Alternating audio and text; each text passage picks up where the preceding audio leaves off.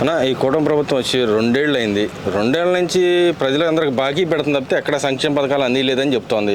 మరి నిన్నగా మొన్న ఏదైతే అమ్మఒడి వేశారని చెప్తున్నా నేను పేరెంట్ టీచర్ మీటింగ్ కూడా జరగడం జరిగింది. ఏ విధంగా చూడొచ్చు అంటారు? నిజంగానే గవర్నమెంట్ బాకీలు పెడుతుందా లేకపోతే పథకాలన్నీ ఇస్తూ ఉందంటారా? ఏమండి, ప్రతి గవర్నమెంట్ బాకీలు పెట్టుకుంటేనే సంక్షేమ పథకాలు ఇచ్చే సాధ్యం కూడా ఉంది. ఇక్కడ బాకీలు వాళ్ళు ఏం పెట్టట్లేదే, పెట్టుబడులు తెస్తున్నారు, ఇండస్ట్రీ తెస్తున్నారు, చేస్తున్నారు. ఇవాళ నిన్న వచ్చి రైతు భరోసా పడింది, మొన్న తల్లికి వందనం, ఇలా అన్ని పథకాలు ఇస్తుంటే ఇంకెక్కడ బాకీలు పెడుతుందని చెప్పి నేను అడుగుతున్నాను ప్రతిపక్ష నాయకులకి. పదే చంద్రబాబు నాయుడు మోసం చేస్తున్నాడు చెప్తే ఎక్కడ పథకాలు అందట్లేదు, ఈ గవర్నమెంట్ మీద తీవ్ర వ్యతిరేకత ఉంది, ప్రజల్లో కూడా వెళ్ళలేని పరిస్థితికి వచ్చేసారు అని చెప్పి మాట్లాడుతూ ఉన్నాడు కదా. ప్రజల్లో ప్రతిరోజు ప్రతి నెల వెళ్తున్నారు కదండి, పింఛన్లు ఇవ్వడంలో ప్రతి ఎమ్మెల్యే వెళ్తున్నాడు, నియోజకవర్గంలో ప్రతి గ్రామంలో తిరుగుతున్నారు, ప్రతి మండలానికి వెళ్తున్నాడు.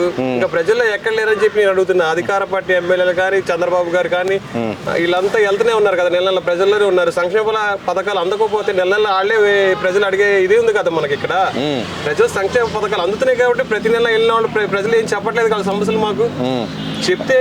మళ్ళీ ప్రతిపక్ష నాయకులు మీరేం చేస్తున్నారు, 11 సీట్లు ఉండి వాళ్ళ సమస్య చెప్పారంటున్నారు, మళ్ళీ మీరు ఎందుకని దాని మీద అసెంబ్లీకి రావట్లేదు, ఏదైనా విషయంలో నిరసన ఎందుకు తెలుపలేకపోతున్నారని చెప్పి నేను అడుగుతున్నా.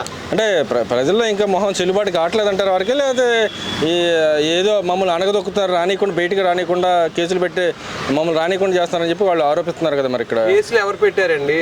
సరే, కేసులు పెడితే ఒక 5-6 మరీ తిరుగుతున్నారేమో, మళ్ళీ మిగతా వాళ్ళైనా రోడ్డు ఎక్కాలి కదా, ప్రజల కోసమే ఎక్కాలి కదండి. వాళ్ళకి ఏమైనా లిక్కర్ స్కామ్లు ఉన్నాయని భయమా, లేదా వేరే ఏమైనా ఉన్నాయని భయమా? ఏమి లేనప్పుడు ప్రజల కోసం స్వచ్ఛతంగా రోడ్డు ఎక్కి ఫలానా విషయంలో ఈ పథకం అందలేదు, లేకపోతే రైతులకి ఇది అందలేదు, లేకపోతే ఎరువు అందలేదు, లేకపోతే రైతులకి రైతు భరోసా రాలేదు, తల్లికి వందనం ఈ సంవత్సరం పడలేదు, ఏదైనా ఉంటే చూపించమని చెప్పండి. నేను అడుగుతున్నాను వాళ్ళకి. ఎన్ని చూపిస్తారే కదండి. ఇంకా అప్పుడే గత గవర్నమెంట్ అంటే తల్లికి వందనం ఉంది, అమ్మకు వడ్డీ ఉండేది. అప్పుడు నీకు 15,000 నీకు 15,000 నీకు 15,000 అన్నాడు.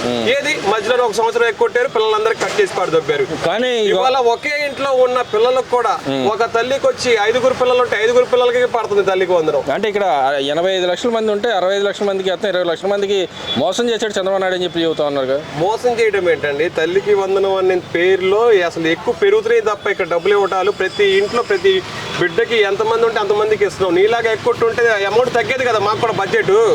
ఇప్పుడు ఇంటికి వచ్చి అసలు ఒక పిల్లడికి వేయాల్సింది చంద్రబాబు గారు తప్పు చేశారేమో అనిపిస్తుంది మాకైతే ఒకసారి.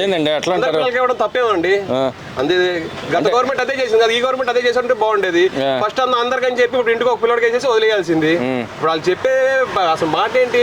గత గవర్నమెంట్ లో మీకు అందరికీ వేస్తారు, వేసారా చెప్పండి? లాస్ట్ లో ఒక సంవత్సరం కొట్టారు, ప్లస్ డబ్బులు లేవు. ఇప్పుడు ఈయనేమో సంతోషంగా అందరు ఇంటికి 5 ఉంటే 5కి, ఉమ్మడి కుటుంబంలో 15 మంది పిల్లలు ఉంటే 15 మంది పిల్లలకి ఎక్కడా తగ్గట్లేదు, అందరికీ అమౌంట్ వస్తున్నాయి. రాకుండా ఎక్కడ లేదు. ప్రతి సంక్షేమ పథకాలు ఎన్డీఏ గవర్నమెంట్ అందరికీ అందుతున్నాయని చెప్పి నేను తెలియజేస్తాను ఈ రోజు. మరి ఈ రోజు చూసుకుంటే కులాల పరంగా కూడా అణగదొక్కుతుంది ఈ గవర్నమెంట్ వచ్చిన తర్వాత నుంచి. అక్రమ కేసులు పెడతా ఉన్నారు. మాజీ మంత్రులు చిన్న తప్పులకు కూడా పెద్ద భూతత్వంలో చూపించి కేసులు పెడతా ఉన్నారు చెప్పి మాట్లాడుతుంది. మాజీ మంత్రులు తప్పు చేస్తే తప్పు ఉన్నాయి కాబట్టి వాళ్ళు ఎవరికైనా రేపు నేను అవ్వచ్చు, ఇంకోటి అవ్వచ్చు, ఇంకోటి తప్పు చేస్తే చట్టం ముందు తప్పదు. తల వంచి సంకాళ్ళు వేసుకుని నిలబడాల్సిన రోజులు వస్తే ఎవరికి తప్పదు. తప్పు లేనప్పుడు మనం తలకాయ వంచాల్సిన అవసరం లేదు. ప్రజల కోసం ఎక్కడైతే మనం పోగొట్టుకున్న ఎమ్మెల్యే టికెట్ అయినా సరే, ఏదైనా సరే అక్కడి నుంచి పోరాడి మళ్ళీ మనం గెలవాలి. ప్రజల పక్షాన ఏదైనా సమస్య ఉన్నా, అధికారంలో ఉన్నా లేకపోయినా ప్రజల కోసం పోరాడేది ఒక శాసనసభ్యుడికి అర్హత ఉందని చెప్పి నేను తెలియజేస్తున్నా. 11 మంది ఉన్నారు. ఎప్పుడు ఒక రోజు కూడా అసెంబ్లీకి రమ్మంటే నాకు ఇది ప్రతిపక్ష హోదా ఇవ్వట్లేదు అంటారు. అదేనండి, వాళ్ళు పోరాడుతున్నారండి. మీరు చూడండి, అసెంబ్లీలో ప్రజలకు కూడా తెలుసు అసలు అసెంబ్లీకి వస్తున్నారా, ఏదైనా పడితే ఏదో సమస్య జరుగుతుంది ఆయన వెళ్ళి ఇక్కడ. అసలు ఇవాళ నీకు తాడేపల్లిలో ఇల్లు ఉంచుకొని కూడా నువ్వు అసెంబ్లీకి రాకపోవడం నాకు చాలా బాధేస్తుందండి జగన్మోహన్ రెడ్డి మావయ్య గారు. ఇది అసలు ఏంటండి? అసలు మీరు దగ్గరలో ఉంది అసెంబ్లీ మీకు. అదేనండి, ఆయన తండోపతండాలుగా జనాలు వస్తున్నారంట కదా. ఆయనకి తండోపతండాలు జనాలు వచ్చినప్పుడు అసెంబ్లీకి ఎందుకు వెళ్ళరు? సరే, మీ పక్క వెనక జనాలు ఉన్నారు, ఓకే. మరి మీరు జనాలు ఉన్నప్పుడు జనాల సమస్యలపై ఎందుకు పోరాడలేకపోతున్నారని చెప్పి నేను అడుగుతున్నా జగన్మోహన్ రెడ్డి మావయ్యకి. అంటే ఇక్కడ దోచుకోవడం తప్పితే ఏం జరగలేదు. దాచుకుంటాం అన్న పదం ఎన్డీఏ గవర్నమెంట్ కి తెలియదండి. ఇవాళకి కూడా అమరావతి ఉంది, పెట్టుబడులు తెస్తున్నారు. దోచుకుంటాం అని చూసుకుంటే తండ్రి కొడుకులో ఇద్దరు ఏనాడు ఎన్ని దాచుకుంటే వాళ్ళ 3 ఏళ్ళు పరిపాలన సాగేది కాదు, గవర్నమెంట్ దిగబడిపోయేది. అంటే విదేశాలు పోయేది కూడా దాచుకోవడానికే అంట. విదేశీల్లోకి వెళ్ళి దోచుకుంటాం ఇక్కడ ఏమీ లేదండి. ప్రజలకు కూడా స్పష్టంగా కనపడుతుంది. దోచుకుంటాం అయితే అమరావతికి ఇండస్ట్రీస్ ఎందుకు వస్తున్నాయో నాకు చెప్పాలి. గూగుల్ వచ్చింది, కియా వచ్చింది, అనేక రకాల కంపెనీలు వస్తున్నాయి, పెట్టుబడులు వస్తున్నాయి. రేపు రానున్న 2 ఏళ్లలో పూర్తి చేస్తే అమరావతికి సాధ్యమైనంత వరకు కొన్ని లక్షల పిల్లలకి ఉద్యోగాలు వచ్చే అవకాశం ఉందని చెప్పి వాళ్ళు వెళ్తున్నారు తప్ప తప్ప విదేశీలకి దోచుకుంటాం చేసి ఉంటే ఈ రోజు ఆ తండ్రికి కొడుక్కి రూపాయి విషయంలో కూడా తక్కువ లేదు. కన్నా తల్లి భువనేశ్వరమ్మ కూడా వాళ్ళకి తక్కువ లేదు. వాళ్ళు ప్రజల కోసం అసలు వదిలేసేటారు, విదేశీ వెళ్ళి హ్యాపీగా బతుకోవచ్చు. అయినా ఈ రోజు కూడా ఆయనకి 75 సంవత్సరాల వయసులో కూడా ఈ రోజు ప్రజల కోసం పోరాడుతున్నారు చెప్ప చంద్రబాబు నాయుడు అన్నవారు. ఈ రోజు అది తప్ప ఇంకా ఏమీ లేదు. అక్కడ దోచుకుంటున్న పదవే లేదు. గతంలో మీరు చేసుకున్నారేమో లిక్కర్ స్కామ్లని అనేక రకములని ఇయ్యని చేసి మీరేమో దోచుకునే ఉండొచ్చు. మీరు దోచుకున్నారు కాబట్టి వాళ్ళు 11 మంది అసెంబ్లీకి ఏమైనా వెళ్ళలేకపోతున్నారు అని చెప్పి నేను అడుగుతున్నా. గతంలో ఎక్కడైనా మంత్రులు కనపడితే బూతుల మంత్రులు అనేవాళ్ళు ప్రజలు. ఇవాళ ఏ మంత్రి ఎటెళ్ళినా ఫలానా మంత్రి వచ్చాడు, అక్కడ విద్యుత్ సబ్స్టేషన్ ఓపెన్ చేశారు. ఇవాళ లోకేష్ వస్తున్నాడు, పిల్లలకి మంచి స్కూల్లో వస్తున్నాయి, అనేక రకాలుగా అభివృద్ధి చెందుతుంది, మంచి స్కూళ్ళకి ఇంకా డెవలప్ చేశారు గత గవర్నమెంట్ అని చెప్పి ప్రజలు చెప్పుకుంటున్నారు ఇవాళ. అంటే మరి ఇక్కడ చూసుకుంటే నిన్న చంద్రబాబు నాయుడు గారు ఏదైతే పేరెంట్స్ టీచర్ మీటింగ్లో కూడా చెబుతా ఉన్నారు, లోకేష్ అయినా సరే మీరు మా టీచర్లు సరిగ్గా పనిచేస్తేనే మార్క్స్ లోకేష్కి వేస్తాను, లేకపోతే మైనస్ మార్కులు వేస్తానని చెప్పి అన్నారు. దాన్ని ఎలా చూడొచ్చు? నిజంగానే పనితీరు మీద అంత బలంగా కంగనం కడుకున్నారంటే చంద్రబాబు నాయుడు గారు. ఇవాళ చంద్రబాబు గారు కానీ లోకేష్ కానీ ఎమ్మెల్యేలు కానీ అసలు పేరెంట్స్ మీట్ ఎందుకు పెట్టాలి చెప్పండి?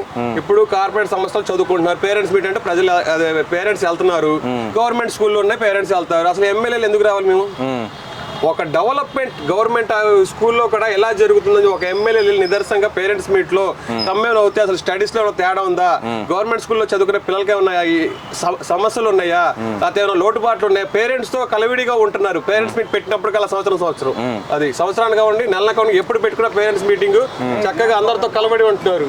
అది మరి ఇక్కడ చూసుకుంటే బీసీ గర్జన అని చెప్పి త్వరలో చేయబోతుందని చెప్పి వైసీపీ నాయకులు మాట్లాడుతూ దాంట్లో భాగంగా వాళ్ళు అంటారు బీసీని అనగదొక్కుతుంది ఈ గవర్నమెంట్ వచ్చిన తర్వాత. అనగొక్కేది ఏమీ లేదండి, స్వచ్ఛందంగా కనపడుతుంది. బీసీలకి మంచి పదవులు ఇచ్చారు చంద్రబాబు నాయుడు, బీసీలకి మంత్రులను చేశారు, కార్పొరేషన్ సమస్యలు పెట్టారు. గతంలో కార్పొరేషన్ నిధులు కూడా విడుదలే కాదు, ఇవాళ త్వరలోనే అన్ని విధాలుగా అన్ని కులాల వాళ్ళకి మంచి జరుగుతుందని చెప్పి నేను తెలియజేస్తాను ఎన్డీఏ గవర్నమెంట్ లో. మరి ఇక్కడ చూసుకుంటే రేపు సోమవారం నుంచి ఇంటింటికి ప్రచారం చేయబోతున్నారు. దాన్ని ఎలా దొరుకుతుంటే నిజంగానే ప్రజలకి వెళ్ళగలరంటారా? ఈ నియోజకవర్గం నుంచి ఈ నియోజకవర్గంలో ఇంటింటికి వెళ్ళి ప్రజల్లోకి వెళ్ళబోతున్నాం. త్వరగా ప్రజలు కూడా మంచి హర్ష వ్యక్తంతో చెప్తారు సమాధానం. వాళ్ళు అడగడానికి ఏమీ లేదు, ఒక కొత్త పెన్షన్ లేట్ అవ్వచ్చు, అది కూడా త్వరలోనే గవర్నమెంట్ అమలు చేస్తుందని చెప్పి నేను తెలియజేస్తున్నా. ఇంటి స్థలాలు ఉన్నాయి, అవి కూడా ఆల్రెడీ పై తాకి వెళ్ళి అవి కూడా జరుగుతాయి.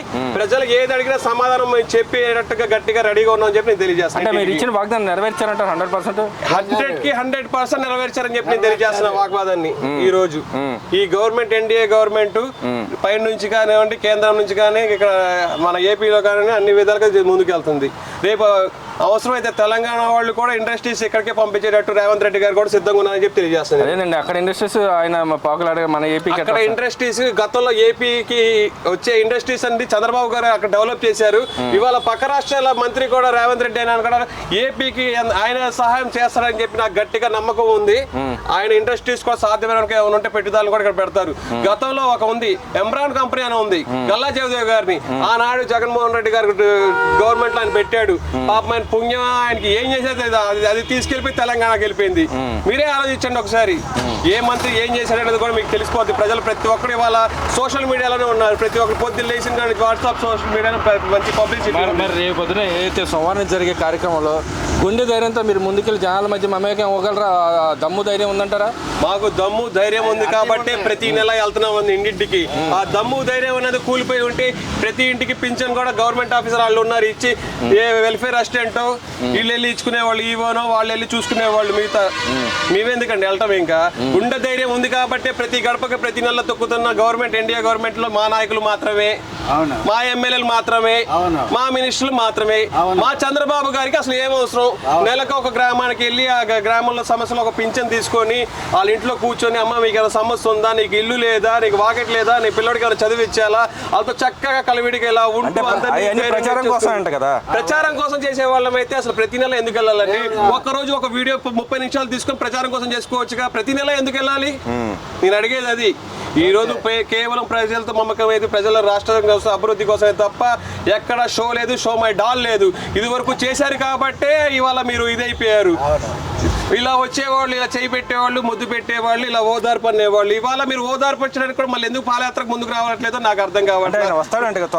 త్వరలో మీరు వస్తున్నారో లేకపోతే మళ్ళీ ఇంకో ఎవరైనా వారసులను తీసుకొస్తారో అది మీ ఇష్టం. కాకపోతే ఎప్పటికైనా ఒకటి గుర్తుంచుకోండి, అధికారంలో ఉన్న ప్రతిపక్షంలో ఉన్న మీరు ప్రజల పక్షాల పోరాడాలని ప్రతిపక్ష నాయకుడిగా మీరు చేస్తారని చెప్పి ఆశిస్తూ జగన్ బాబుకి నేను సెలవు ఇస్తున్నాను.